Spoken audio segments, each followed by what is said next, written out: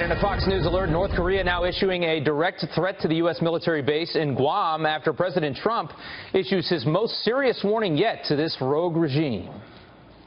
North Korea best not make any more threats to the United States. They will be met with fire and fury like the world has never seen. All right, so what should the very critical next step be in all of this as it continues to escalate? Here to weigh in, former financial intel analyst for the Treasury Department and former State Department press officer Morgan Ortagus. Morgan, thank you so much for coming on this morning. Good morning. As we continue to see, Kim Jong-un clearly doesn't have all his marbles, or is some kind of crazy to keep pushing this thing and keep escalating this thing.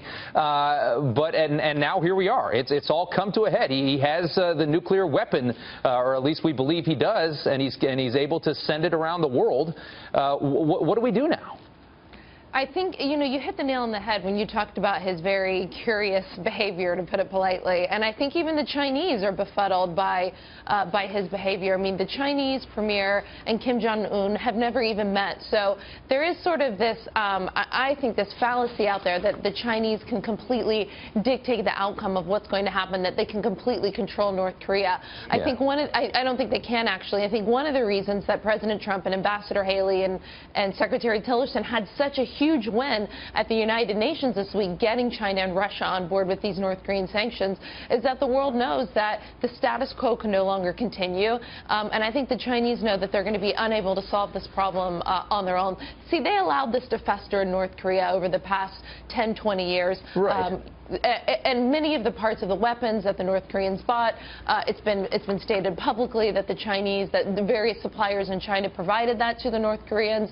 So this is a problem that China did not control, and now the chickens have come home to roost. Yeah, and it's so interesting that China it could be the key to this, because without China's support, who does North Korea even have? And my question is, at one point is China just going to say, all right, we're no longer going to back this nonsense, and we're just going to step away from this country and let them fight their own war, in which case North Korea is going to be a hole in the earth in about 10 minutes.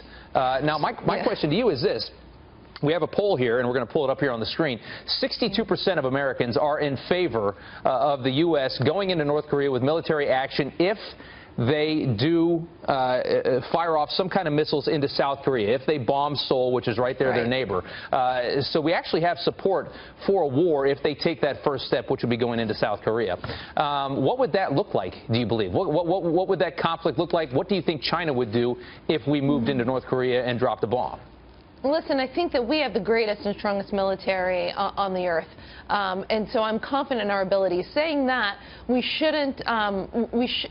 It's important that the president made the statements that he made about a credible threat of military force, which we haven't had. You can never get to a diplomatic solution without people knowing that you're serious about a military option. Saying that a war with North Korea would not be something that's just done from the sky. That's bloodless for us, right? You've got, I think it's something like 50,000 troops that are American troops that are in South Korea. Clearly South Korea is an ally. There would be massive loss of life in South Korea, and we would be all in the war. So, listen, to think that we wouldn't have also take a ton of U.S. casualties would be naive. So it's not that we shouldn't have the credible use of threat of force, but I do think that we're still a few steps away from that. I think the president and his team are doing the right thing by working at the United Nations, by working with China, pushing sanctions, and there's still more diplomatic levers to be pushed, but it's important to note. It's important to note that the only reason that the diplomatic measures are working is because people do finally feel like there is that credible threat of force. Yeah, well, we've tried to pay them to be nice, and now we've got to try something else, I guess, so we'll see what happens. Morgan, thank you so much for coming on this morning. Thanks for having me.